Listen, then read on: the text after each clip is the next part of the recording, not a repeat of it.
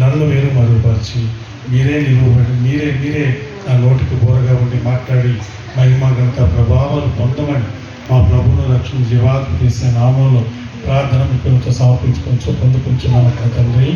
ఆమేన్ ఆమేన్. మరి ఈరోజు international women day సందర్భంగా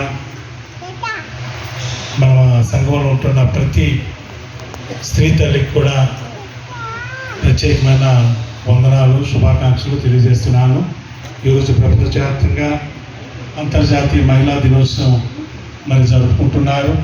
కనుక మన సంఘంలో కూడా నిత్యము కూడా స్త్రీలే ఎక్కువగా దేవుని ఉదయకాలంలో కానీ సాయంకాల సమయంలో కానీ లేదా ఇటువంటి ప్రార్థన కూడికలలో కానీ ప్రత్యేక సహవాస కూడికలలో కానీ దేనిలోనైనా సుమారు ఒక 70% స్త్రీలే ఉంటారు.